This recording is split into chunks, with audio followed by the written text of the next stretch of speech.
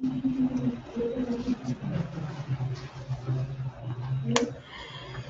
Last class final account start किया था, आपके बुक्स में चैप्टर का नाम क्या है? Financial statement, right?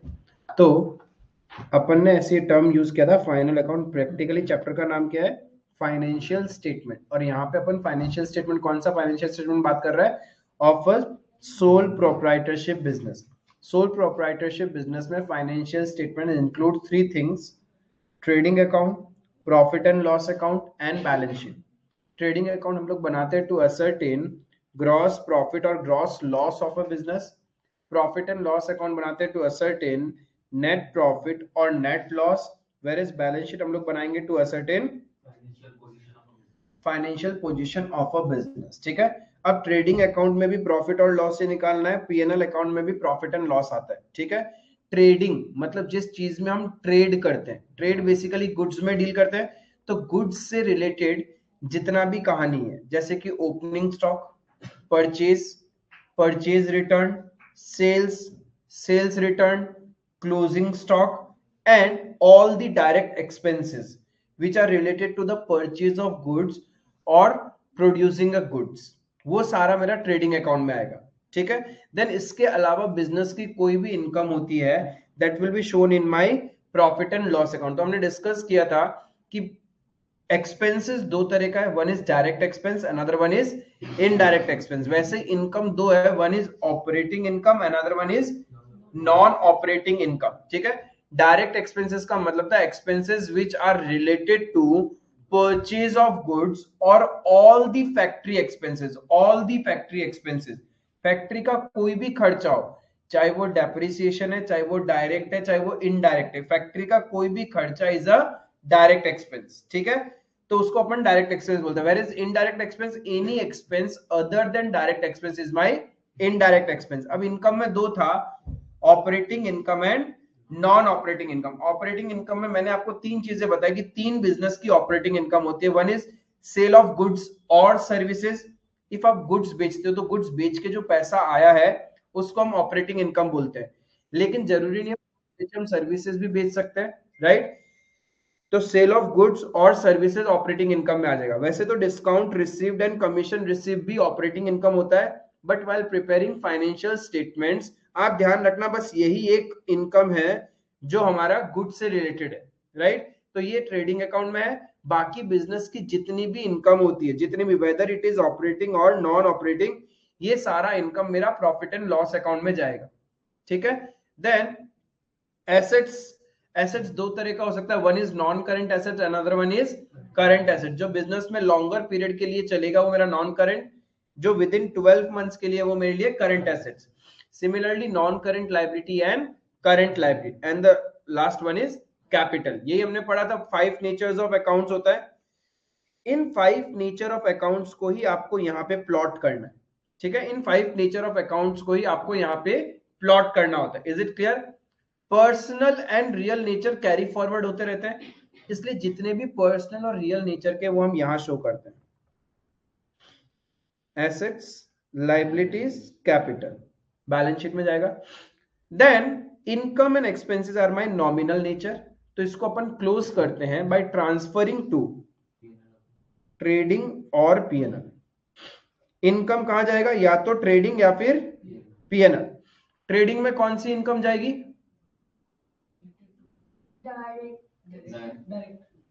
ट्रेडिंग में कौन सा इनकम जाएगा? कौन सा operating income? Sale of goods और सर्विसेज। बस सेल ऑफ गुड्स या सर्विसेज है तो सेल्स इधर आएगा। उसके अलावा कोई भी इनकम है बिजनेस की, वो कहां जाएगी? PNL account. एक्सपेंसेस दो तरह का होता है, एक डायरेक्ट और एक, तो जितने भी डायरेक्ट एक्सपेंसेस है वो यहां, जितने भी इनडायरेक्ट एक्सपेंसेस है वो पीएनएल अकाउंट। यहां तक क्लियर है? फिर क्लोजिंग एंट्री सीखा था हमने। ओपनिंग एंट्री तो ऑलरेडी पता ही था, जो पहले ही जर्नल के चैप्टर में सीख लिया था हमने। सारा एसेट्स को हम लोग डेबिट करते हैं और लाइबिलिटीज को क्रेडिट करते हैं। 31 मार्च को बिजनेस में जितनी भी एसेट्स एंड लाइबिलिटीज होती है उसको जब ब्रॉट डाउन करते हैं तब हम ओपनिंग एंट्री बोलते हैं। इफ एंट्री मैच नहीं करते, if assets is higher than liabilities, तो अपन क्या करते थे? क्या क्रेडिट करते थे? Asset is higher than liabilities, तो हम लोग कैपिटल को क्रेडिट करते हैं. If my liabilities is higher than asset, then goodwill को डेबिट करते हैं. ठीक है, वो था ओपनिंग एंट्री. अब क्लोजिंग एंट्री का मतलब है 31 मार्च को, ईयर एंड में we are going to close the accounts. अब कौन से अकाउंट्स? टोटल 5 अकाउंट्स होते हैं, तो कौन से अकाउंट क्लोज करेंगे? इनकम और एक्सपेंसेस. ठीक है, जैसे sales, sales is an income, but उसको कहां दिखाना है? ट्रेडिंग अकाउंट में. तो that will be close by transferring to trading account. तो हम सेल्स जब बिजनेस में रिकॉर्ड करते हैं तो क्रेडिट होता है, उसको क्लोज करने के लिए क्या करेंगे? डेबिट कर देंगे. तो sales account debit to trading account, right. फिर उसके अलावा और कोई भी इनकम है, और कोई भी इनकम बिजनेस में हुआ है, वो कहां ट्रांसफर करेंगे? प्रॉफिट एंड लॉस अकाउंट में ट्रांसफर होकर वो क्लोज हो जाएगा. ठीक है, similarly goes to your expenses. जितने भी एक्सपेंसेस है, डायरेक्ट एक्सपेंस, एक्सपेंस जब बिजनेस में इनकर होता है तो हम उसको डेबिट करते हैं. क्लोज करने के लिए क्या करेंगे? क्रेडिट.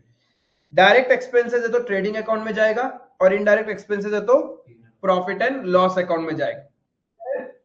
Then returns. अब जब परचेज हम ट्रेडिंग अकाउंट में डाल रहे हैं, सेल्स ट्रेडिंग अकाउंट में जा रहा है, तो परचेज रिटर्न और sales return is also related to goods, तो ये भी कहां जाएगा? Trading account. परचेज रिटर्न हम हमेशा क्या करते हैं? क्रेडिट. क्लोज करने के लिए क्या करेंगे? To trading account. ठीक है, सेल्स रिटर्न हमेशा डेबिट होता है, क्लोज करने के लिए trading account to sales return. Clear है? स्टॉक, एक होता है ओपनिंग स्टॉक और एक closing stock. Opening stock is becomes क्या है? बेसिकली जो पिछले साल का क्लोजिंग स्टॉक था उसको ब्रॉट डाउन करना है, बेसिकली एन एसेट, तो डेबिट होता है. और इसको कहां दिखाएंगे हम? सिंस करंट ईयर में आपने जितना गुड सेल किया उसमें सबसे पहले ओपनिंग स्टॉक को कंसीडर करेंगे, तो ओपनिंग स्टॉक कहां दिखेगा? ट्रेडिंग अकाउंट में, right. Then closing stock. Closing stock is an event, not a transaction. It is a result of opening plus purchase minus sales. तब जाके ये पता चलता है कि कितना क्लोजिंग स्टॉक बचा हुआ है. साल के शुरू में कितना ओपनिंग स्टॉक था, कितना और परचेज किया, उसमें से कितना बेच दिया, माइनस कर दो, तो मुझे ये पता चल जाएगा ना कितना क्लोजिंग स्टॉक बिजनेस में पड़ा हुआ है, राइट. तो closing stock is an event, not a transaction. तो क्लोजिंग स्टॉक को जब अपन रिकॉर्ड करते हैं, we pass this entry.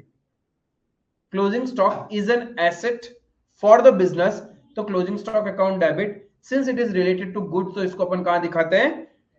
Trading account में. क्लियर है ये चीज? देन कुछ चीजें समझ रहे थे अपन, कॉस्ट ऑफ गुड सोल्ड वगैरह ये सब, राइट. अब समझना, इसी में आगे डिस्कशन करते हैं. यानी हम क्या करते हैं?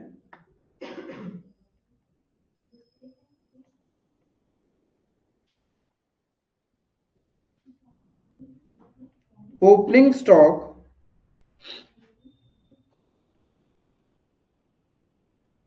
Plus net purchases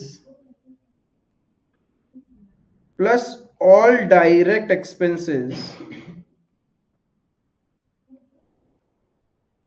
plus all direct expenses, बताऊंगा अभी, minus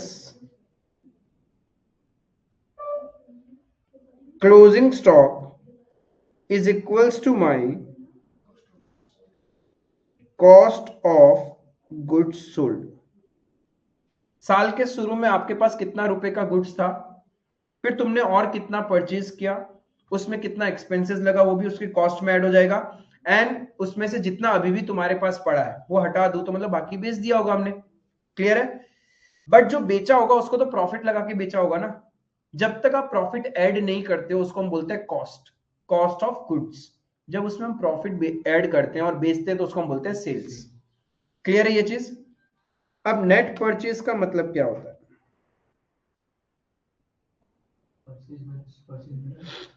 purchase minus purchase return, इसको हम नेट परचेज बोलते हैं. ठीक है, अब देखो मुझे सपोज प्रॉफिट निकालना है, तो मैं क्या करता हूं? Net sales. Do you think net sales value में प्रॉफिट एडेड है? सेल्स का वैल्यू में प्रॉफिट एडेड होता है. When I say cost of sales मतलब प्रॉफिट एडेड नहीं है. व्हेन आई से सेल्स मतलब प्रॉफिट एडेड है. Net sales plus closing stock minus opening stock minus net purchase minus all direct expenses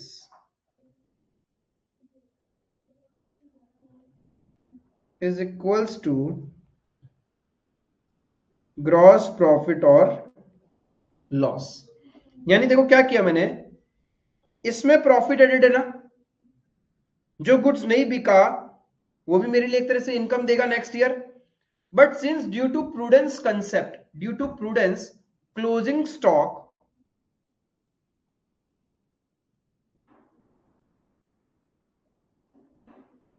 due to prudence concept closing stock is valued at, already basics classes में भी हमने पढ़ा था, closing stock is valued at cost और net realisable value whichever is lower because of prudence concept.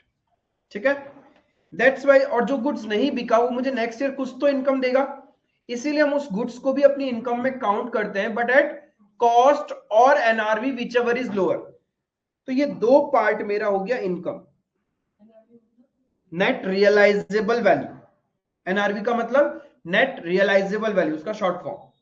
ठीक है, now what is net realisable value? Suppose मेरे पास ये बॉटल है जो मैंने 100 रुपए में परचेज करी। Now I feel next year मैं इसको बेच सकता हूं 150 रुपए में, बट उसके लिए मुझे इसका 10 रुपए का पैकिंग का कॉस्ट इनकर करना पड़ेगा।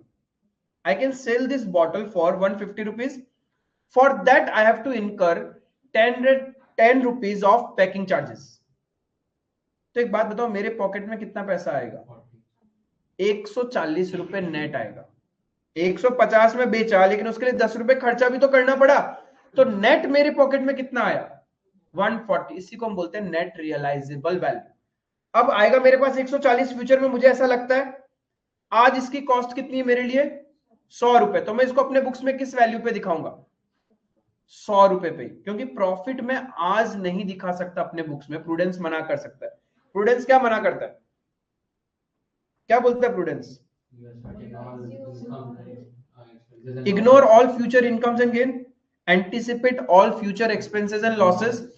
सपोज मेरी ये बॉटल आज जो 100 रुपए की है, मुझे लगता है नेक्स्ट ईयर बेच के net realisable value will be 80 rupees.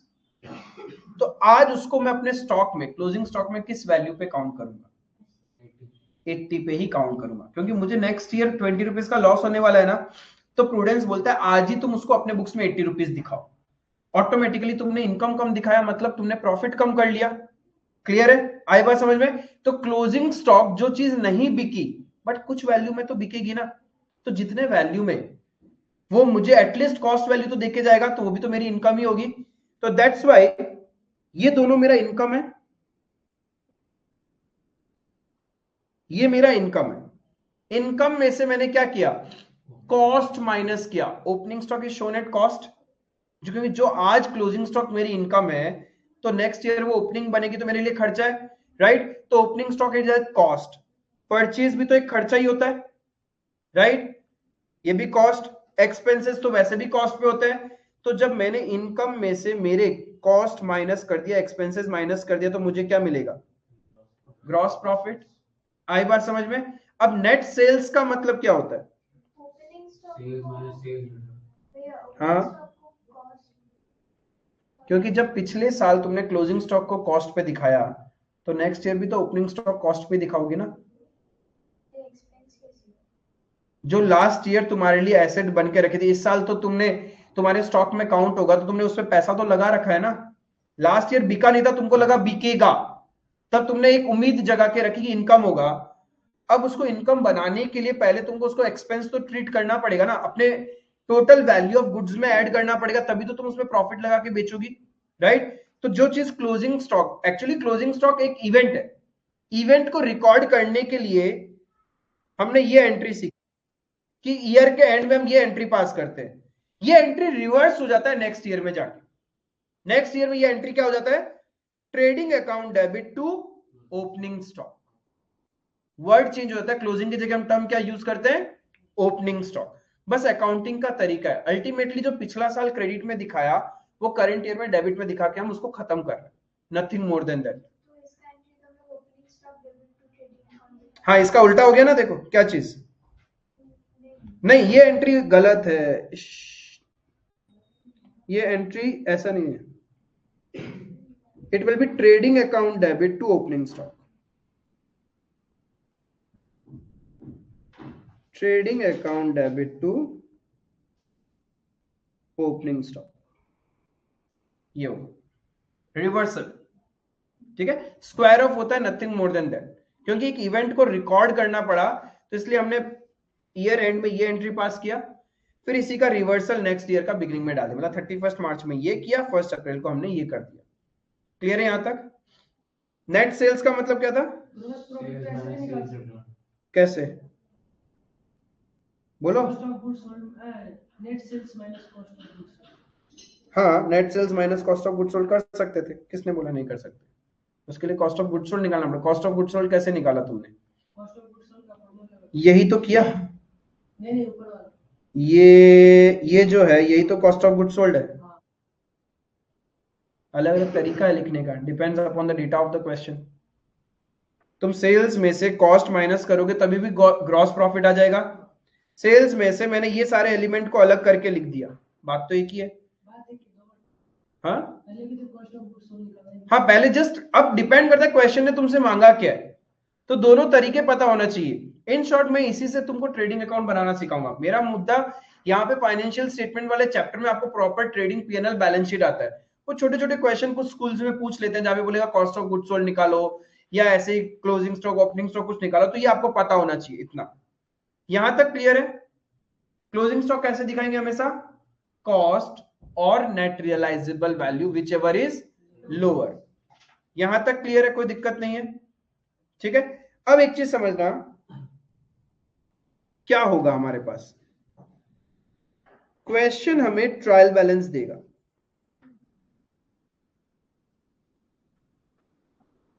Question will give you trial balance. Trial balance में कुछ लेजर के डेबिट बैलेंस होते हैं और कुछ लेजर के, और फिर टोटल ट्रायल बैलेंस खत्म। ठीक है, anything written inside the trial balance will have single effect. Anything given inside the trial balance will have single effect.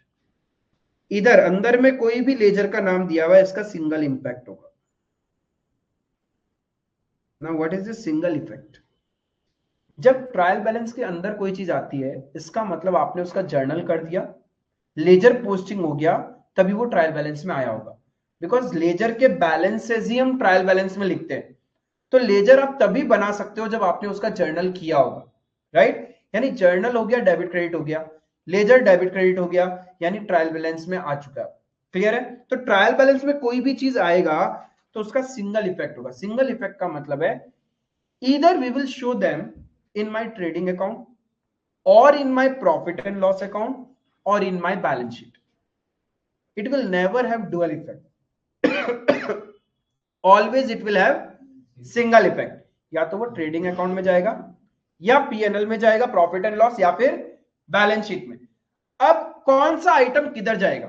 देखो, ट्रायल बैलेंस में एक होता है डेबिट साइड और एक क्रेडिट साइड। ठीक है, कोई भी लेजर्स जिसका डेबिट बैलेंस होता है, कोई भी लेजर्स जिसका डेबिट बैलेंस होता है, वो दो ही नेचर के हो सकते हैं।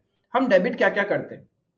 हमारे पास total modern approach of accounting के अकॉर्डिंग 5 अकाउंट्स हैं, asset, liabilities, income, expense, capital. हम क्या क्या चीज डेबिट करते हैं? Assets and expenses. तो डेबिट साइड में कुछ भी दिया हुआ है, या तो वो आपका एसेट है और एक्सपेंस का अकाउंट होगा। इफ एसेट का अकाउंट है तो हम कहां दिखाएंगे उसको? Balance sheet. अरे भाई डेबिट क्या, डेबिट में तो लिखा हुआ ही होगा ना, मैंने बोला 3 जगह जाएगा, या तो ट्रेडिंग या पीएनएल या बैलेंस शीट, राइट? इफ कोई भी लेजर जिसका डेबिट बैलेंस है और नाम पढ़ के पता चला अच्छा डेबिट साइड में नाम पढ़ के पता चल गया तो एसेट है, तो एसेट्स को हम कहां लेके जाएंगे, बैलेंस शीट। एक्सपेंस है वो पता चला नाम रीड करके सैलरी लिख दिया जैसे और वैल्यू लिखा हुआ है डेबिट साइड में, that means it is an expense, salary को एसेट नहीं होता। अब एक्सपेंस कहां दिखाना, अब हमें देखना पड़ेगा कि एक्सपेंस डायरेक्ट एक्सपेंस है या फिर इनडायरेक्ट एक्सपेंस है। If it is a direct, हाँ सैलरी इनडायरेक्ट है, बट मैं नॉर्मल कोई भी एक्सपेंस हो सकता है ना, तो एक्सपेंस कोई भी एक्सपेंस हो बिफोर डायरेक्टली आइडेंटिफाई किया उसका नाम से समझना कि सोचना क्या वो मेरा इनडायरेक्ट एक्सपेंस है या फिर डायरेक्ट एक्सपेंस है। डायरेक्ट एक्सपेंसेस क्या था, यस रिलेटेड टू प्रोडक्शन, यानी all the factory expenses and expenses related to purchases, goods खरीदने से रिलेटेड कोई भी खर्चा या कोई भी फैक्ट्री का खर्चा इज माई डायरेक्ट एक्सपेंस। उसके अलावा कोई भी एक्सपेंस है then it is a indirect expense. If direct expense है तो हम उसको ट्रेडिंग में दिखाएंगे और इनडायरेक्ट एक्सपेंस है तो पीएनएल में दिखाएंगे। फैक्ट्री प्रीमाइसेस के अंदर है या बाहर है, इनडायरेक्ट एक्सपेंस। वो तो अपने जगह पे स्टोर करने से क्या, store is not a sale ना, वो तुम्हारा फैक्ट्री से निकलते ही जो भी खर्चा इट्स एन इनडायरेक्ट एक्सपेंस।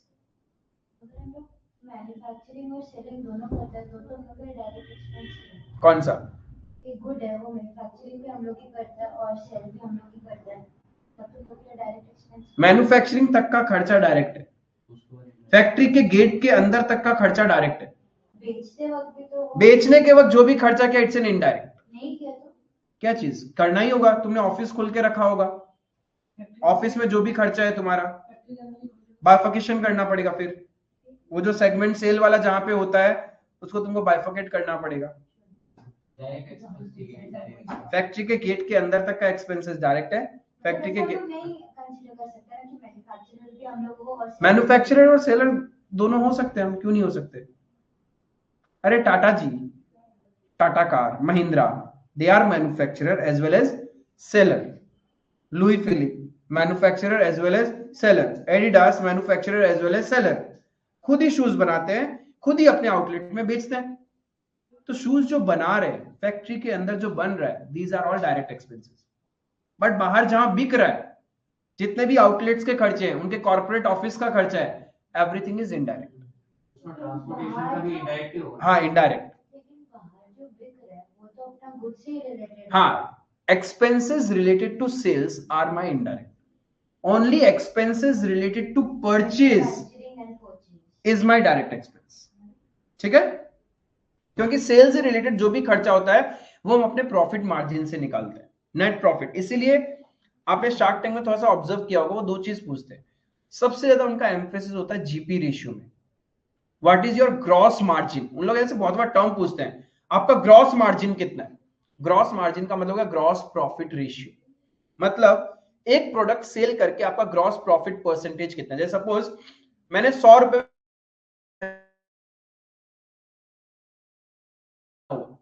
100 रुपए यानी percentage, my gross margin is 100%, मतलब प्रॉफिट मार्जिन 100% कमाता हूं मैं, लेकिन मेरे पास 100% बचेगा क्या, मेरे को बाकी खर्चे भी तो माइनस करने ना। Yes that is net margin, after deducting all the salaries वैलरीज एक्सपेंसेस वगैरह माइनस करने का जो बचता है, यस नेट प्रॉफिट। लेकिन नेट प्रॉफिट उसी का अच्छा हो सकता है जिसका ग्रॉस मार्जिन ज्यादा है। समझ लो ग्रॉस मार्जिन बहुत छोटा है और आपके खर्चे बहुत है, आपका हैवी एडवर्टाइजमेंट कॉस्ट है, आपका नेट प्रॉफिट नहीं होगा, नेट लॉस ही चल रहा होगा बिजनेस। आई बात समझ में। इसलिए कभी कभी आप जब अब देखो कभी शार्क टैंक वगैरह ऐसा कुछ चीज देखो तो टर्म्स में थोड़ा सा फोकस करना, ठीक है। तो ग्रॉस मार्जिन बेसिकली आपका प्रॉफिट बहुत ज्यादा हो रहा है बट वो पॉकेट में नहीं लेके जाते, अभी तक उनको बिजनेस के बाकी एक्सपेंसेस माइनस करना बाकी है, गवर्नमेंट को टैक्स देना बाकी है, वो सब देने के बाद जो बचेगा ना उसको हम नेट मार्जिन बोलते हैं, नेट प्रॉफिट बोलते हैं। प्रॉफिट बहुत हाई हो और नेट प्रॉफिट बहुत कम हो तो टैक्स नेट प्रॉफिट पे लगेगा, ग्रॉस प्रॉफिट पे कुछ नहीं लगता। हम टैक्स पूछ ही नहीं रहे तो टैक्स का क्या होता है, इनकम टैक्स भी तो देना पड़ेगा ना सरकार को। आप कमा रहे हो इंडिया में तो गवर्नमेंट को टैक्सेस तो देने पड़ेंगे ना।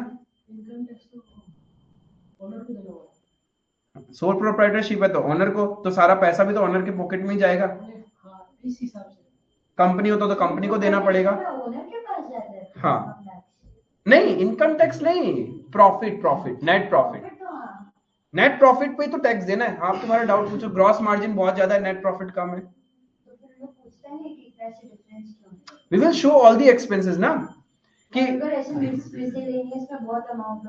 इफ दे आर डाउटफुल, उनको लगता है कि कुछ बोगस बोगस दिखाया है, तो आपके पास एक चिट्ठी आ जाएगा, प्लीज हमें समझाइए कि ये खर्चा कहाँ हुआ।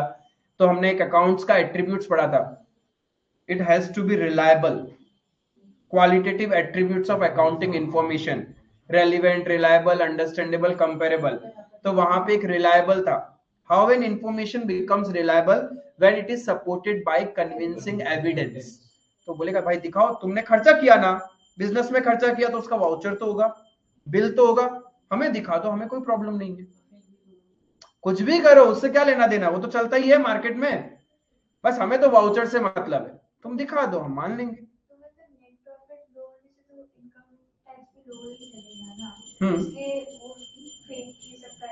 करते ही हैं, करते ही हैं। जैसे हम लोग का स्कूल है, हाँ स्कूल में नॉन प्रॉफिट, हाँ, नॉट तो उस पर टैक्स नहीं लगता। तो फिर सपोज स्कूल अपना सप्लाईज ये सब मंगाता है, हाँ। तो उन लोग को उसमें पे करना पड़ता है एक्स्ट्रा, ऐसे टैक्स वैक्स कुछ भी नहीं, जीएसटी देता होगा। अब फॉर एग्जांपल मेरा स्कूल है, वो एक पेंट का ट्यूब भी अगर मंगाता है, suppose tube is very expensive, 300 rupees का ट्यूब है, तो उनको तो सब्सिडाइज रेट में मिल रहा होगा। नहीं, ऐसा किसने कहा? NPO doesn't mean that it is an NGO. NPO और एनजीओ में फर्क है, ठीक है। इवन सब्सिडाइज्ड का मतलब क्या होता है? When you are procuring that thing from a government, जो सब्सिडाइज्ड रेट में मिल रहा हो। सपोज तुम्हारा एक स्कूल है, कोई भी स्कूल ले लो, is an NPO, not for profit organisation. वो मेरी एक दुकान में आता है, मेरी स्टेशनरी की शॉप है, कॉपीज खरीदने आए अपने स्कूल के बच्चों के लिए, मैं क्यों उन्हें सब्सिडाइज्ड रेट में दूंगा? मैं तो जो मेरा मार्जिन है वो ऐड करके ही उनको बेचूंगा। मेरे लिए तो चाहे एनपीओ आओ चाहे प्रॉफिट एंटिटी आओ, वो दोनों मेरे लिए कस्टमर है। कोई भी आओ, मैं क्यों इतना दिल से पिघलूंगा? मैं तो बिजनेसमैन आदमी हूं। सब्सिडी जो होती है वो गवर्नमेंट देती है, बिजनेसमैन नहीं देता। बिजनेसमैन क्या चीज का सब्सिडी देगा? बिजनेसमैन कुछ नहीं है, अलग से हेल्प वेल्प कर देगा, 2 कॉपी अच्छा फ्री में ले जाओ। कोई चंदा मांगने आते हैं ना, वो एनजीओ वाले आते हैं, अच्छा ठीक है हमारे तरफ से ये कॉपी ले लिया, पेन ले लिया, दान कर दिया, वो एक डिफरेंट सिनेरियो है। अब वो चैरिटी हो गया, बट नॉर्मल परचेज करने होगा तो नॉर्मल प्राइस लगेगा। एजुकेशन पे जीएसटी, जीएसटी बिल तो रेज करूंगा ना, जीएसटी रजिस्टर्ड होता है।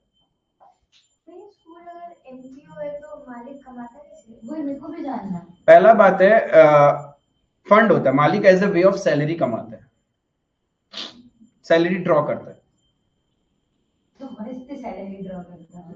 हाँ हाँ, अच्छी खासी सैलरी ड्रॉ करते हैं, पर्क्स होते हैं उनके बहुत सारे, फ्री का घर, फ्री का ड्राइवर, गाड़ी, दीज आर द पर्क्स जो बियर करेगा स्कूल।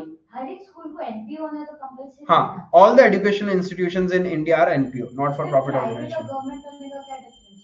गवर्नमेंट में they are regulated by government, they have their own rules and regulation, अपने हिसाब से उनका प्लेसमेंट होता है, टीचर्स को हायर वायर करने का रूल्स होता है।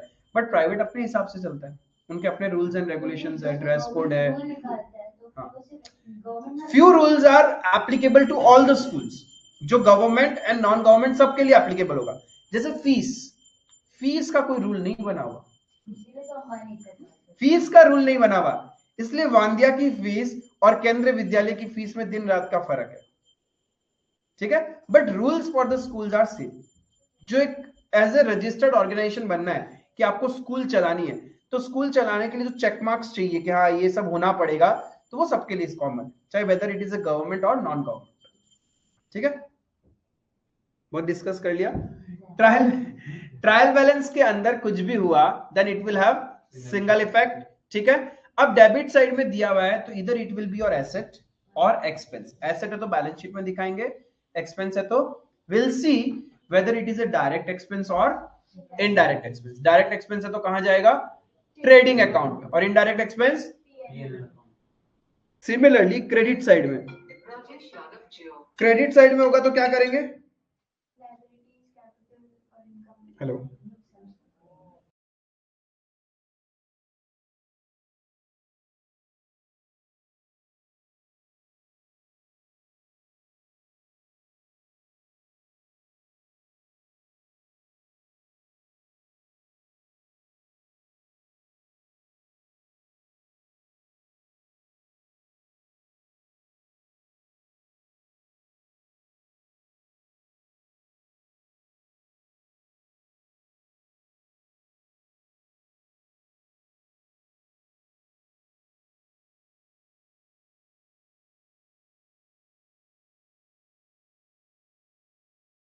तो फिर क्या करें? तो क्रेडिट साइड में if any balances is there, तो आपको लेजर्स का नाम रीड करना है, उसको आइडेंटिफाई करके देखना है, या तो वो आपका लाइबिलिटी होगा या फिर इनकम, जैसे कमीशन। अब कमीशन कोई लाइबिलिटी थोड़ी ना है, इट्स एन इनकम। अब इनकम है तो हमें आइडेंटिफाई करना पड़ेगा कि शो कहां करना है, ट्रेडिंग अकाउंट में दिखाऊं या फिर पीएनएल में। ट्रेडिंग अकाउंट इनकम आता है, दैट इज सेल्स। सेल्स, ठीक है। नाउ इट कैन बी, हाँ, उसके अलावा कोई भी तुम्हारा इनकम हो, उसके अलावा कोई भी इनकम होगा, उसको अपन कहां दिखाएंगे, profit and loss account. Liability कहां चला जाएगा, बैलेंस शीट में चला जाएगा, ये चीज। Now anything given outside the trial balance,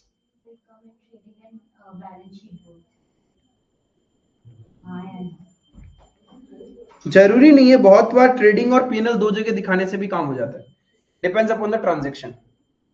ऐसा नहीं कि हर बार अपना एक बार ट्रेडिंग में आएगा, फिर एक बार बैलेंस शीट में, या फिर एक बार पीएनएल में आएगा और एक बार बैलेंस शीट में, ऐसा कोई जरूरी नहीं है। बस डुअल इंपैक्ट होगा, इतना ध्यान में रखना कि अपन को डुअल इंपैक्ट तो होगा ही होगा उसका।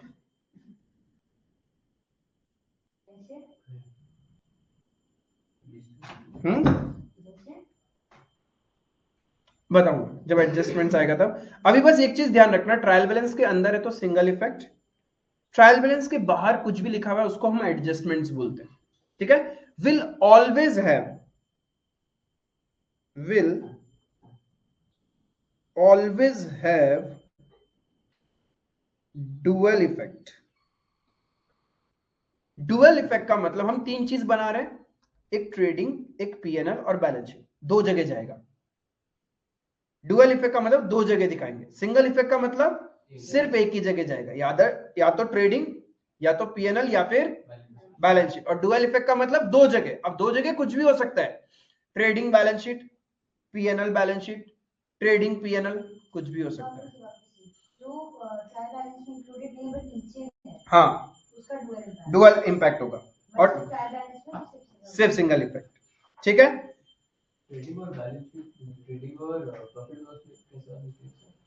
Advertisement expenses, goods distributed as free sample, ठीक है। Goods distributed as free sample, ये एडजस्टमेंट में लिख दिया। इसका जर्नल एंट्री क्या होता है, एडवर्टाइजमेंट एक्सपेंस या चैरिटी अकाउंट डेबिट, चैरिटी तो नहीं बोलेंगे, free sample is an advertisement, तो advertisement expense account debit to purchase, right. Purchase credit किया, यानी ऑलरेडी जो हमारा परचेज दिख रहा है, हमने ये एंट्री नहीं किया होगा तभी एडजस्टमेंट में। इफ कोई भी चीज एडजस्टमेंट में, इसका मतलब हमने ना तो जर्नल किया ना लेजर किया, इसलिए वो ट्रायल बैलेंस में भी इफेक्ट नहीं गया होगा, ठीक है। अब जब एडजस्टमेंट में ये दिया हुआ, यानी हमने इसको कुछ नहीं किया, इसका मतलब अभी हम क्या कर रहे हैं, advertisement expense to purchase, purchase credit कर रहे हैं ना, यानी मुझे परचेज को कम करना पड़ेगा, तो परचेज कहां दिखाया होगा, ट्रेडिंग अकाउंट में, तो वहां पे मैं माइनस कर दूंगा purchase. Advertisement expense, it's a direct और इनडायरेक्ट एक्सपेंस, कहां दिखाऊंगा मैं, हो गया ना डुअल इफेक्ट।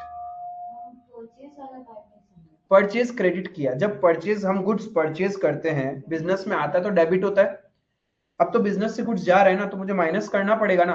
आपका ऑलरेडी एडजस्टमेंट में दिया है, मतलब आपने उसका इफेक्ट डाला नहीं है, तो यानी आपके बिजनेस में जो परचेज दिख रहा है वो ज्यादा दिख रहा है ना, माइनस कर देगा। We will not record it on the credit side, वैसे तो करेक्ट है, but rather than recording on the credit side हम उसको माइनस करके दिखा देंगे, हाँ, लेस करके, एडवर्टाइजमेंट एक्सपेंस बोल के, ठीक है। तो कुछ इस तरीके से एडजस्टमेंट आएगा जो अपन को मिलेगा बाद में, बट यहां तक कंसेप्ट क्लियर है। अब जो मेन पार्ट मुझे सिखाना है, एक जो आपका फंडामेंटल्स में काम आता है, अच्छे से समझना।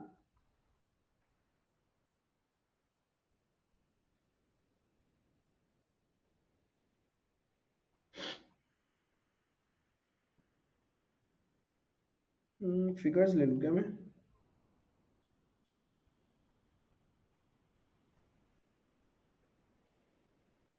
ओपनिंग स्टॉक 10,000, परचेज 50,000, ये मेरा ट्रायल बैलेंस है, ठीक है।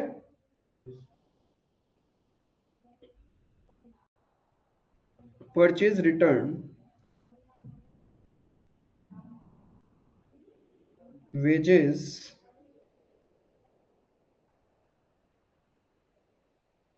कैरेज इनवर्ड सेल्स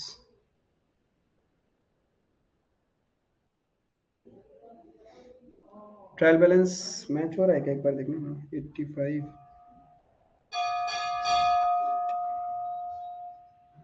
मैच ही तो करना है ना। 62,000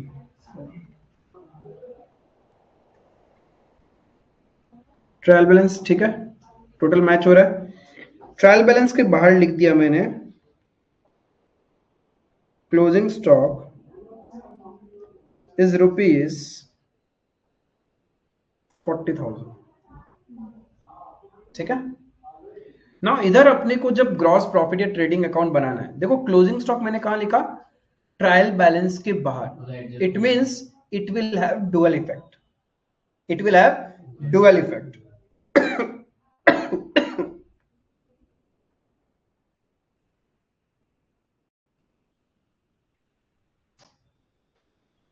whenever closing stock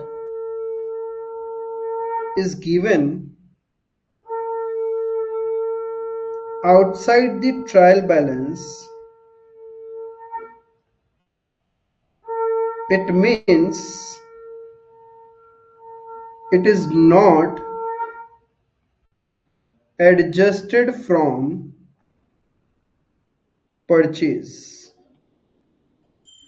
It is not adjusted from purchase, क्योंकि by default in a business we assume FIFO, first in first out।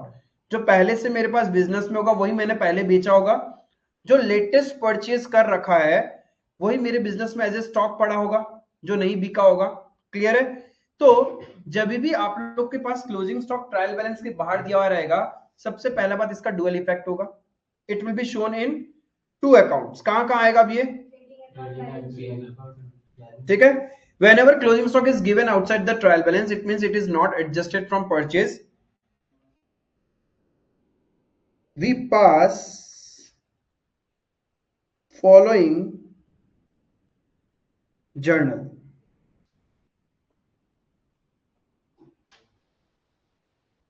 closing stock account debit to trading account। तो अब इसका dual effect क्या होगा, one it will be shown on the credit side of trading account by closing stock बोल के, dual closing stock will be shown as an asset on the balance sheet. इसका dual effect क्या हुआ,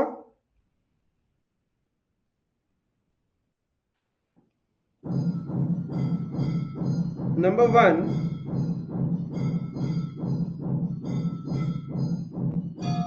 credit of trading account, number two asset side of balance sheet।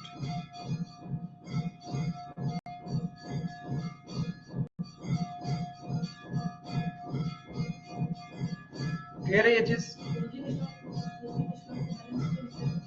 हाँ, it's an asset.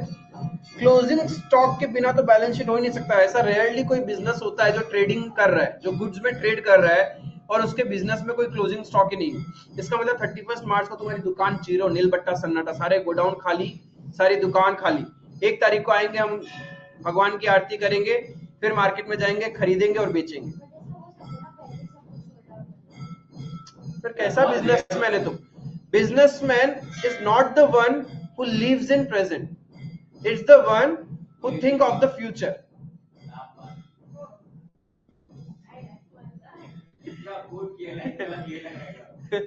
ठीक है, यदि businessman सिर्फ आज का सोचेगा तो बिजनेसमैन काहे का फिर वो आगे का सोचता है, राइट।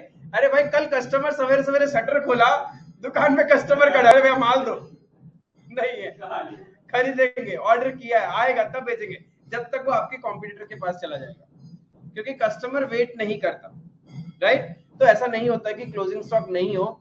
बहुत ही एक्सट्रीम, जैसे अब छोटे छोटे बिजनेस, अब तुम बोलोगे सब्जी वाला भैया, उन लोग के लिए पेरिशेबल गुड्स है, उन लोग नहीं रखते। छोटा छोटा सब्जी वाला लोग जो है उतना ही खरीदते जितना एक दिन में उनको बेच देना। बट बड़ा जो ट्रेडर है उन लोग के पास तो स्टॉक रहता है ना। जो बड़ा समझ लो कोई सब्जी वाला है, डेयरी वाला है, उनका क्या पूरा खत्म हो जाता है क्या? ऐसे there is a self life, उन लोग उसको प्रिजर्व करके रखते हैं, वो नेक्स्ट डे यूज करेंगे। ठीक है, तो क्लोजिंग स्टॉक के बिना तो बिजनेस हो ही नहीं सकता। अरे तुम्हारा अपना घर देख लो, 30 मतलब आज सवेरे तुम जगे, तुम्हारे किचन में उतना ही सामान है कि आंख बंद करते तक तुमको जितना खाने को चाहिए उतना है। अब आंख बंद होने में सब खाली कर दिया, सब खाली। अब सवेरे जब आंख खुला, दूध, चीनी, चाय, अब सब खरीदने जाएंगे नीचे, तो घर खाली करके जाएंगे। आटा, चावल, मसाला, मिर्ची, सब, बट सब कुछ खाली कर देंगे क्या? नहीं करेंगे भाई। ठीक है, तो डुअल इफेक्ट समझ में आया? Credit of trading account and asset side of balance sheet, ये ध्यान रखना हमेशा। अभी तक मैंने ट्रेडिंग अकाउंट कैसे बनाते हैं वो नहीं बताया, बट एक चीज बताया कि क्लोजिंग स्टॉक जब बाहर लिखा हुआ रहता है, इट मींस अभी तक हमने उसको परचेज से एडजस्ट नहीं किया।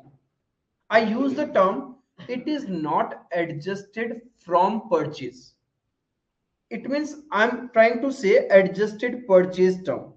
इसका मतलब कुछ एडजस्टेड परचेज भी होता होगा। If I am saying it is not adjusted from purchase, मतलब कुछ टाइम ऐसा भी होता होगा जब हमने ऑलरेडी परचेज से एडजस्ट कर रखा है। अब समझना व्हाट इज एडजस्टेड परचेज।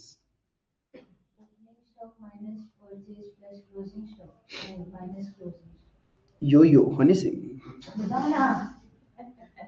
सही है।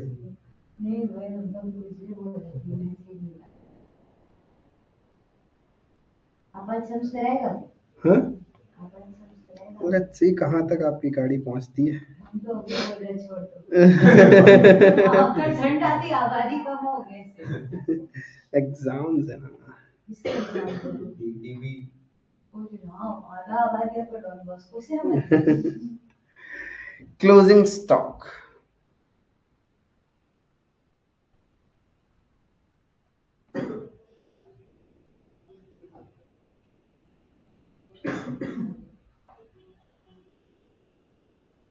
इफ मेरा ट्रायल बैलेंस ऐसा हो,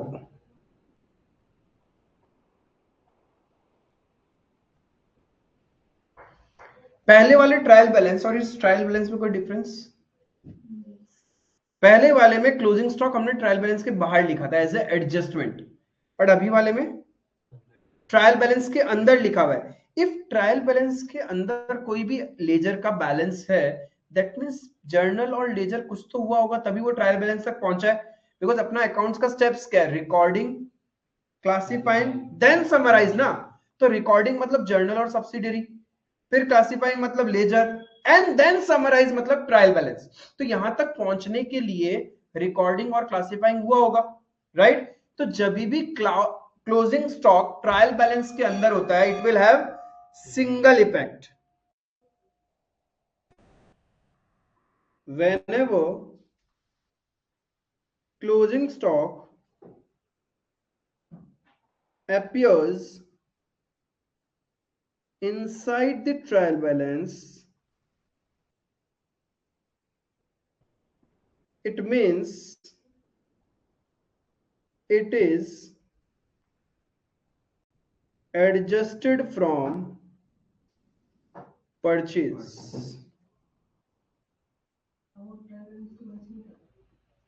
क्यों?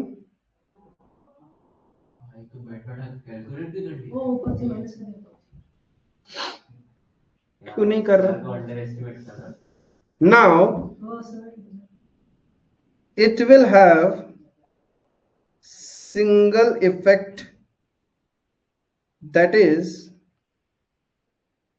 closing stock will only be shown on the asset side of balance sheet. अब हम इसको ट्रेडिंग अकाउंट में नहीं दिखाएंगे। जब क्लोजिंग स्टॉक ट्रायल बैलेंस के अंदर होता है, it means it is adjusted from purchase. It means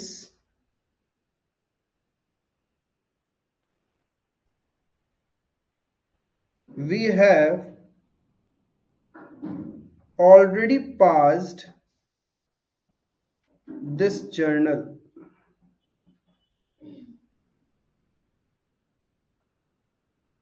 closing stock account debit to purchase account। मतलब जो आपका क्लोजिंग स्टॉक ट्रायल बैलेंस में आ रहा है, यानी परचेज मेरा ऑलरेडी कम हो चुका है, माइनस करने के बाद ही हमने उसको दिखाया हुआ है। If closing stock trial balance के अंदर है, मतलब आपने ये जर्नल बिजनेस में पास कर चुके हो। अब इसका सिर्फ सिंगल इफेक्ट होगा, closing stock will be shown on the asset side of balance sheet. Clear है? समझ में आई? इसका मतलब एडजस्टेड परचेज का मतलब होता है adjusted purchase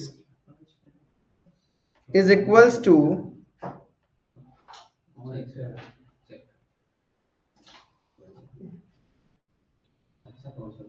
net purchases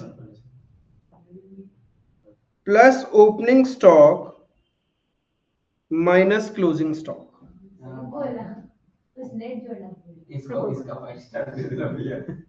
adjusted purchase का मतलब होता है net purchases plus opening stock minus closing stock. देखो इसमें भी है ना कंसेप्ट है, छोटे क्वेश्चंस में घुमा सकता है आपको। पहला चीज क्या, पहले यहां तक क्लियर है? अब छोटा छोटा जो मैं चीजें को बदल रहा हूं ना, उस पर फोकस करना। पहले सपोज मैं यहां लिख दूं नॉट एडजस्टेड, क्लोजिंग स्टॉक के ब्रैकेट में मैंने लिख दिया not adjusted, it is equivalent to written outside the trial balance. Balance sheet में भी आएगा। आप ट्रायल बैलेंस के बाहर ऐसे लिखो क्लोजिंग स्टॉक को, या अंदर में लिख के ऐसे वर्ड यूज कर दो, it is equivalent to written outside the trial balance only, not adjusted. ठीक है, समझ में आया? इफ नॉट एडजस्टेड लिखा हुआ है क्लोजिंग स्टॉक के ब्रैकेट में, it means it is equivalent to your adjustment only. It is given outside the trial balance. It will have dual effect. One, it will be shown on the credit side of trading account, and secondly it will be shown on the asset side of balance sheet. Clear है ये चीज? समझ में आया? ये दूसरा चीज समझना,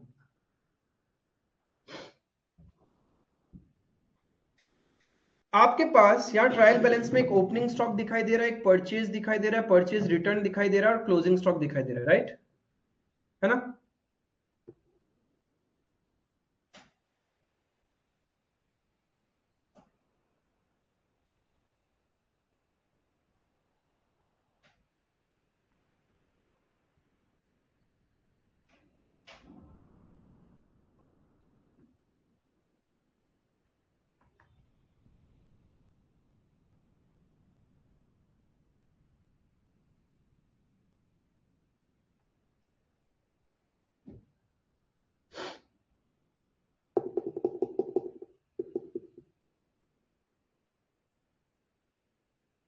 कोई फर्क पड़ेगा? एडजस्टेड परचेज आती है, हम लोग को ओपनिंग स्टॉक रिकॉर्ड नहीं होगा, परचेज रिकॉर्ड नहीं होगा, क्लोजिंग स्टॉक रिकॉर्ड नहीं होगा, परचेज रिटर्न भी रिकॉर्ड नहीं होगा, क्योंकि एडजस्टेड परचेज का मतलब क्या था?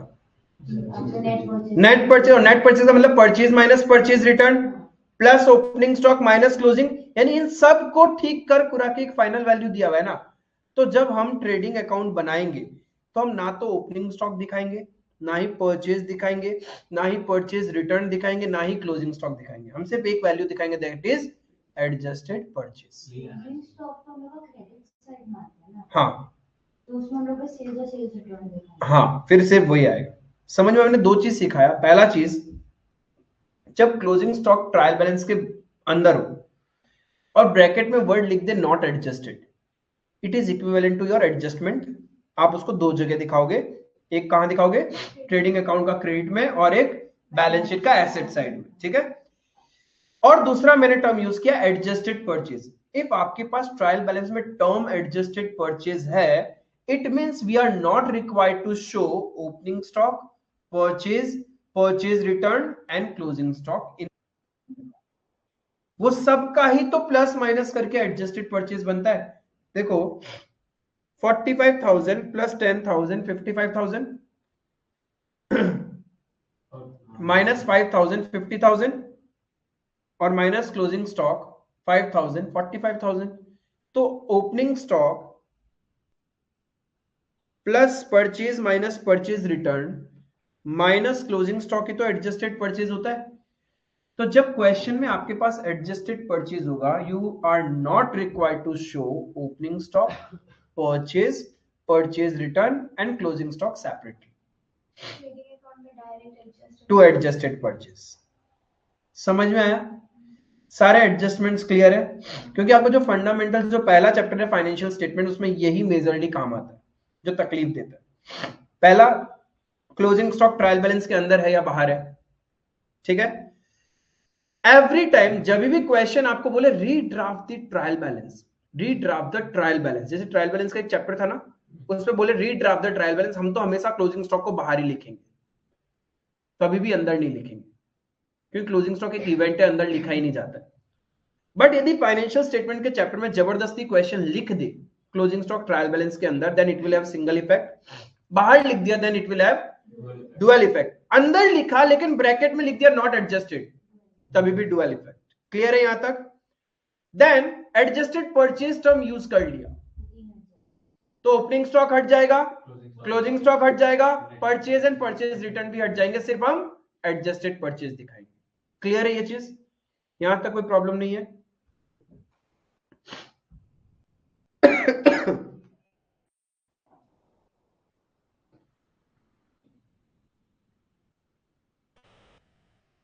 नोट लिख ही देता हूं, भरोसा नहीं है तुम लोग का। भैया कब बताया?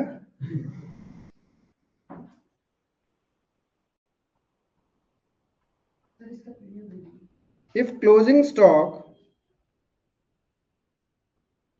is given inside the trial balance,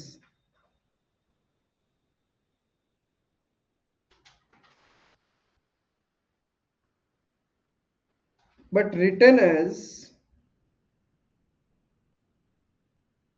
not adjusted, हम लोग का ट्रायल बैलेंस में भी रेक्टिफिकेशन आ सकता है ना, जिसमें में भी एडजस्टेड परचेज दिया और बाकी चार भी दिया, तो हम लोग को बाकी चार हटाना होगा।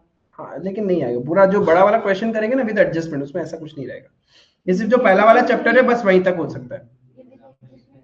नहीं नहीं, ये नॉर्मल है।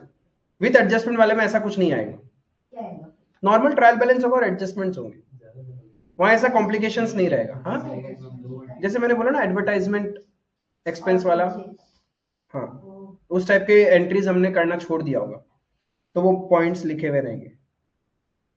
But written as not adjusted, if closing stock is given inside the trial balance but written as not adjusted, then it will have dual effect.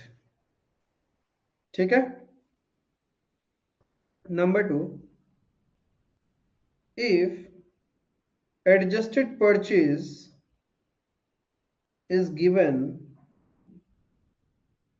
then we will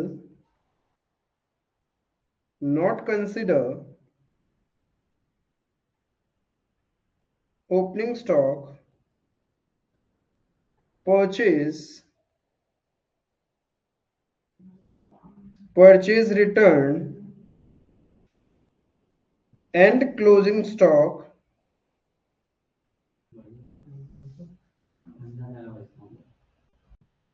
while preparing trading account.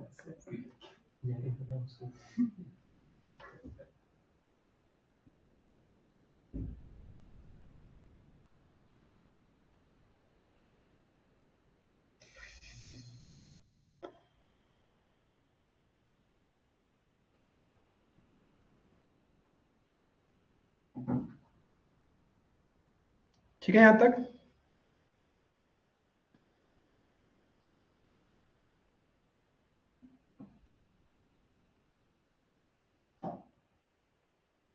Trading and profit and loss account, जब बड़ा वाला question आएगा तो हम दोनों साथ में ही बनाते हैं, अलग अलग फॉर्मेट बना के मतलब नहीं, 2 बार बस लाइन खींचना रहता है, नाम पर्टिकुलर अमाउंट बेटर है। एक बार में ऊपर में कॉमन हेडिंग दे देंगे, trading and profit and loss account for the year होगा, हमेशा यहाँ पे ध्यान रखना, फॉर द ईयर एंडेड, जो भी ईयर का एंड है, it may be 31 December, it may be 31 of March. पहले वो फैक्ट्री से रिलेटेड दिखना होगा और उसको टोटल करना।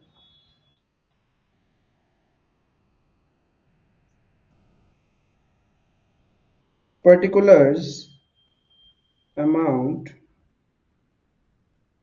particulars amount,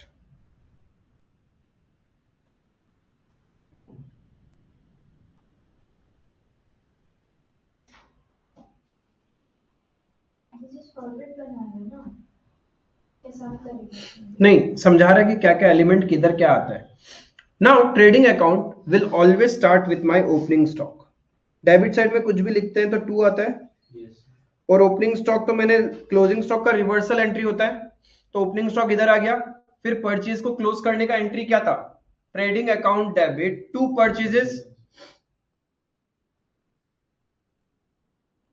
टू परचेजेस आएगा। परचेज रिटर्न का क्लोजिंग एंट्री क्या था, परचेज रिटर्न का closing entry, purchase return account debit to trading, तो ट्रेडिंग अकाउंट का क्रेडिट में आना चाहिए by purchase return, but rather than showing on the credit side हम यहीं पे माइनस करके दिखा देंगे प्रेजेंटेशन के लिए, बिकॉज फाइनेंशियल स्टेटमेंट में प्रेजेंटेशन ऐसे होता है, माइनस परचेज रिटर्न, क्रेडिट में दिखाओ या डेबिट में माइनस करो, बात तो एक ही है।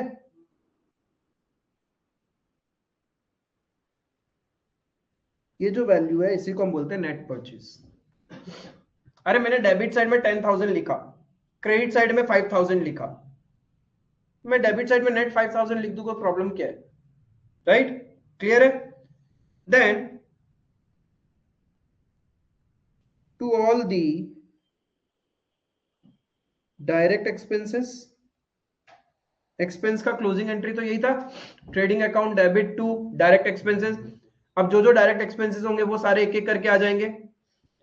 देन इनकम रिकॉर्ड की थी हमने ट्रेडिंग अकाउंट में, sales, sales account debit to trading account,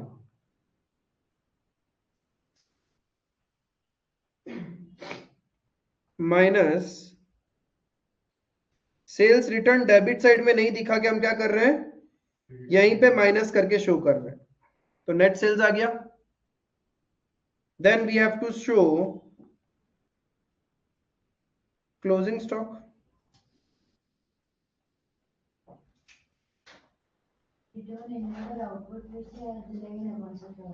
return inward goods वापस आ रहा है तो sales return, return outward goods जा रहा है परचेज रिटर्न। जैसे वेजेस हो सकता है या एक्सपेंसेस में कैरेज इनवर्ड हो सकता है, बस etcetera, fuel, petrol and fuel, diesel, वो सब इधर। हाँ, गैस एंड फ्यूल, वो भी तुम्हारा। इलेक्ट्रिसिटी तभी आएगा जब वो बोलेंगे factory electricity expense, normal electricity बोला मतलब ऑफिस से रिलेटेड है, राइट? एक्सपेंसेस तो इनडायरेक्ट हो गए।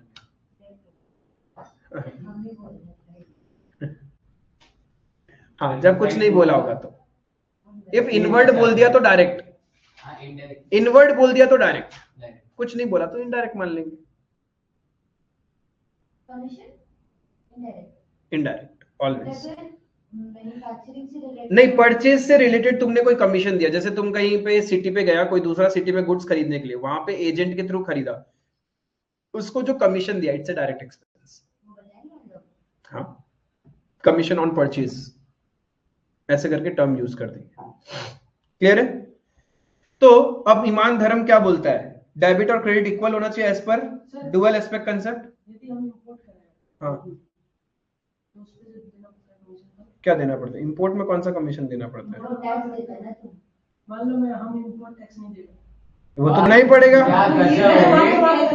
बॉर्डर का नीचे से वो क्या नाम था, वोट क्या तुम वोट करता है?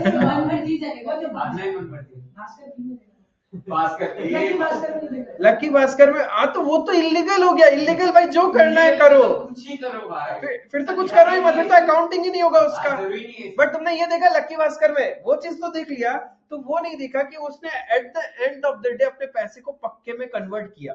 इफ खर्चा करना है, गवर्नमेंट में नहीं फंसना है, तो इट शुड बी और पक्के का इनकम। फिर तो खत्म, सारा ही लेके चला जाएगा ना गवर्नमेंट पैसा। लास्ट में उसको पकड़ा गया, बोलता तुम्हारे पास इतना जो पैसा आया, ये जो एक ही दिन में तुमने 69 लाख जो खर्चा कर दिया, वो क्या है? मतलब मेरे को क्या है, मेरा सारा चेक से पेमेंट आया है, मतलब बैंकिंग रूट के थ्रू आया है, तो इंडिया में पक्के का पैसा है। मैंने कोई चोरी का पैसा तो है नहीं, बैंकिंग चैनल से आया है, जिधर से आया आप देख लो, और मैंने कहाँ खर्चा किया, वो मैंने चेक से पेमेंट किया, वो भी देख लो, नो इश्यूज। लेकिन जो वो पैसा था, जो उसने गाड़ी बेच के एक बार में कमीशन आता है, फिर वो सारा चीज का जो पैसा था, उसने क्या किया, उसको कन्वर्ट किया ना उसने। और बाकी जो जहां खर्चा कर रहा था वहां का कोई दिखाया ही नहीं उसने। नहीं वो लोग जैसे वो तो इंपोर्ट टैक्स भी दिया, और वो नीचे से मतलब कम देने के कारण वो नीचे से दिया। नहीं इंपोर्ट टैक्स दिया कहाँ, लगा ही नहीं ना, वो आया और गायब हो गया। सोचता है बढ़िया बनेगा। 4-5 घंटे से मैं सोचता है कैसा भी करना है। अरे वो आया और गायब हो गया, वो सेटिंग होता है, उसको सेटिंग बोलता है। जब वहां से पोर्ट में लगा होगा ना, वहीं से कम गिन के लगा होगा, सब कुछ सेटिंग का खेल है। ठीक है, यहाँ आया, यहाँ का कस्टम ऑफिसर से भी सेटिंग था, उसको अपना ऊपर का कट दिया और फिर गुड्स निकाल के लेके चले गए। तो गवर्नमेंट की नजर में ही नहीं आया ना, जो चीज गवर्नमेंट की नजर में नहीं आई उसकी अकाउंटिंग नहीं हुई। ठीक है, तो trading account and profit and loss account, trading बनाता है टू असर्टेन ग्रॉस प्रॉफिट या gross loss, PNL net profit या नेट लॉस। अब प्रॉफिट और लॉस की जब बात होती है, it means it is a nominal nature account. There is never an opening balance of trading account और a profit and loss account. तो कोई भी लेजर जिसका ओपनिंग नहीं होता वो नॉमिनल नेचर है। नॉमिनल नेचर का मतलब इनकम्स एंड एक्सपेंसेस। तो हमारा रूल्स बोलता है credit all incomes and debit all expenses. तो मैंने क्रेडिट साइड में सारी इनकम्स को रिकॉर्ड किया और डेबिट साइड में एक्सपेंसेस को रिकॉर्ड किया। If my credit side is higher than debit side, it means gross profit.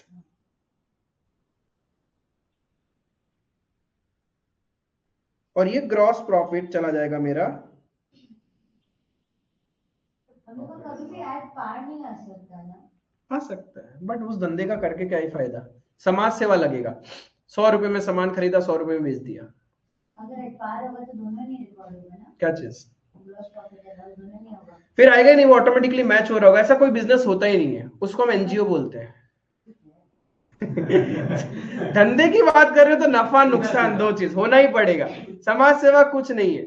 Even तुम अपने दोस्त के लिए भी कभी कभी कुछ सामान लेके आता ना, उसमें बैक ऑफ द ब्रेन तो प्रॉफिट कैलकुलेट कर ही लेता है, फ्री में तो उसको भी नहीं दिया जाता है। And if my debit side is higher than credit side, it means gross loss. ठीक है, इफ डेबिट साइड, ये मेरा बैलेंसिंग फिगर हो गया, B/F का मतलब बैलेंसिंग फिगर, क्रेडिट में से डेबिट माइनस करके निकाला। If my debit side total is higher than credit side, तो बैलेंस करने के लिए हम इधर लिखेंगे बाय ग्रॉस लॉस। हाँ, ट्रायल बैलेंस में तो ग्रॉस प्रॉफिट मतलब से बस ग्रॉस प्रॉफिट देखकर डेबिट दिखा सकते हैं। ट्रायल बैलेंस में ग्रॉस प्रॉफिट दिखा के, प्रॉफिट होगा तो पहला बात है क्रेडिट साइड में दिखाएगा ट्रायल बैलेंस में। तब क्वेश्चन आपसे कभी भी ट्रेडिंग अकाउंट बनाने के लिए नहीं बोलेगा, फिर क्वेश्चन डायरेक्टली आपको बोलेगा prepare profit and loss account. फिर ये हम लोग का ओपनिंग उसमें आ जाएगा। हाँ, फिर वो ग्रॉस प्रॉफिट तक का तो काम हो चुका। ट्रेडिंग अकाउंट बनाते क्यों है? ग्रॉस प्रॉफिट निकालने के लिए, ग्रॉस लॉस। वही क्वेश्चन दे दे तो मुझे ट्रेडिंग बनाने की जरूरत क्यों है? फिर मैं डायरेक्ट क्या बनाऊंगा, प्रॉफिट एंड लॉस अकाउंट बनाऊंगा। तो हम लोग का प्रॉफिट एंड लॉस में फर्स्ट टाइम क्या होगा? ग्रॉस प्रॉफिट या ग्रॉस लॉस से स्टार्ट होगा, अभी बताऊंगा। देखो वो जहां से अभी ध्यान रखना, ये बैलेंसिंग फिगर मैंने डेबिट साइड में भी लिखा, क्रेडिट साइड में लिखा, दोनों एक साथ नहीं हो सकते। इधर इट विल बी प्रॉफिट या लॉस, दोनों हो रहे हैं तो पता नहीं कैसे हो रहे हैं, बट इम्पॉसिबल है।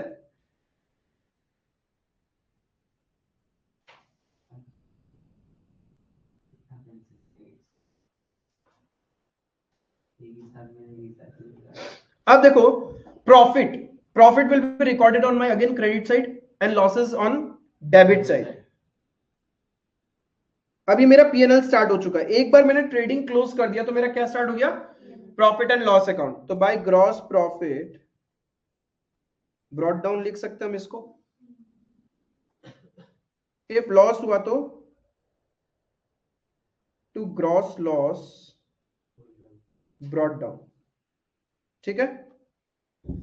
अब बिजनेस की जितनी भी इनकम है अदर देन सेल्स, सेल्स वाली इनकम तो ट्रेडिंग में चली गई, all other income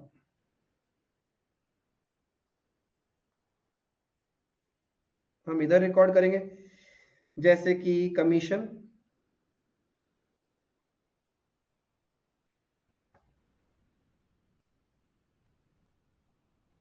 rent received, interest received, etcetera. कोई भी income, any type of income, profit from sale of asset, lottery income, कोई भी इनकम, जितनी भी इनकम होगी वो मेरे प्रॉफिट में ऐड होती जाएगी। जितने भी एक्सपेंसेस, कौन से एक्सपेंसेस? इनडायरेक्ट, बिकॉज डायरेक्ट तो जा चुके, टू ऑल इनडायरेक्ट एक्सपेंसेस। यहां से हम टर्म यूज नहीं करेंगे, to all the indirect expenses, जो एक्सपेंसेस होंगे सीधा उसका नाम लिखते जाएंगे, to all the indirect expenses, जैसे कि rent, salary, depreciation, carriage outward,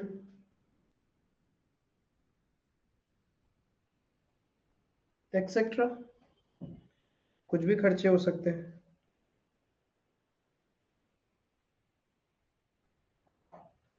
again ईमान धर्म कर्म, डेबिट और क्रेडिट को मैच करना है।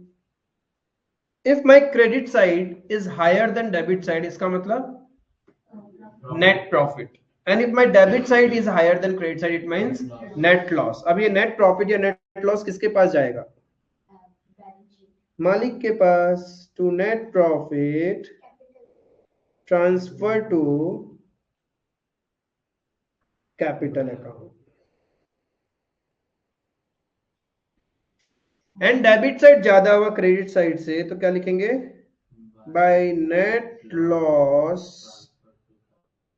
Transfer to capital account. वैसे तो मैं इतना भी नहीं लिखता, मैं सीधा to net profit by net loss, खत्म। ऑटोमेटिकली इंप्लाइड है कि वो कैपिटल में ही जाएगा। This is my trading and profit and loss account. I hope समझ में आया। बहुत मस्त लगा। क्लियर है ये? नाउ उसके बाद जो बनाना होता है that is balance sheet. Balance sheet is a statement not an account, तो वहां कोई डेबिट और क्रेडिट साइड नहीं होता।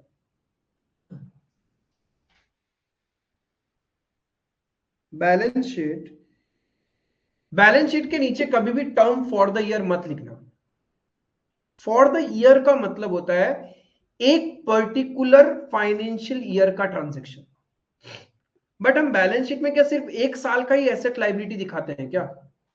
वो तो बहुत पुराना एसेट लायबिलिटी चलता ही रहता है ना बिजनेस के अंदर में, राइट? इसीलिए बैलेंस शीट एक पर्टिकुलर पॉइंट ऑफ डेट या पॉइंट ऑफ टाइम पे क्या सिचुएशन है वो प्रेजेंट करता है।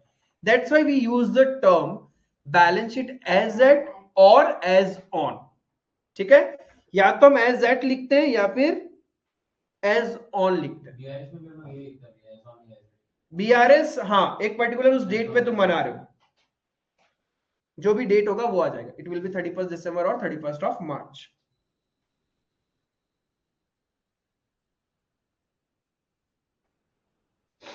एसेट किस तरफ? एसेट्स किस तरफ?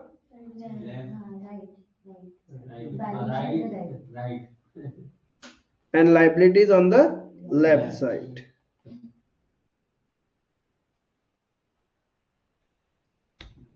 ठीक है। अब लाइबिलिटीज में नॉर्मली कोशिश करना, सबसे पहले आप कैपिटल का प्रेजेंटेशन करो। कैपिटल का जो वैल्यू दिया हुआ वो minus drawings if any,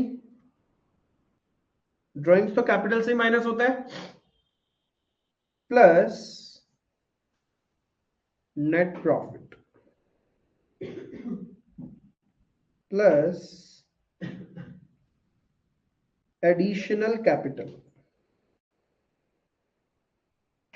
if कुछ क्वेश्चन में दिया हुआ है तो, इफ नेट लॉस हुआ तो माइनस हो जाएगा, नेट प्रॉफिट ऐड हो रहा है तो नेट लॉस माइनस हो जाएगा, ये आ जाएगा मेरा capital.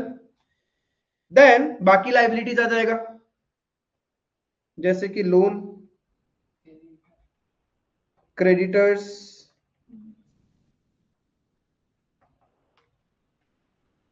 Bills payable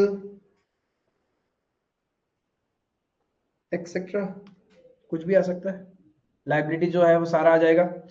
then asset side में आप नेट प्रॉफिट माइनस क्यों किया? ऐड किया ना, प्लस की कौन से थे? लैंड एंड बिल्डिंग,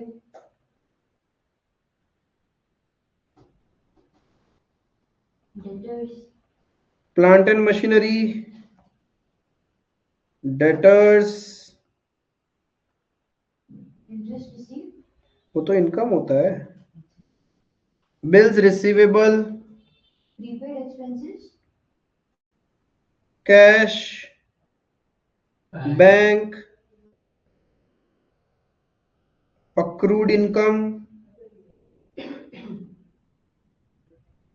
जो हमने अर्न कर लिया बट मिला नहीं, प्रीपेड एक्सपेंसेस,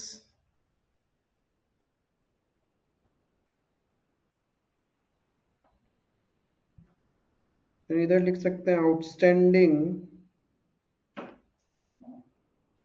एक्सपेंसेस,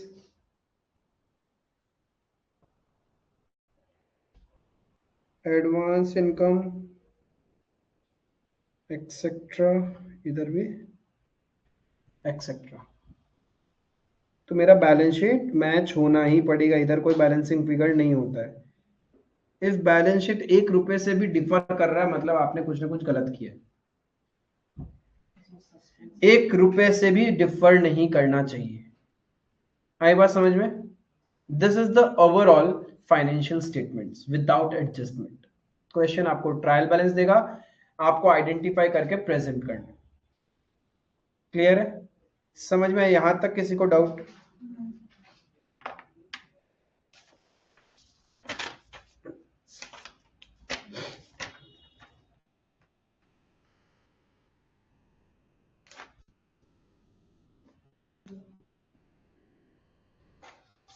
आप घर जाके आज का होमवर्क रहेगा क्वेश्चन नंबर 14, 15 एंड 16।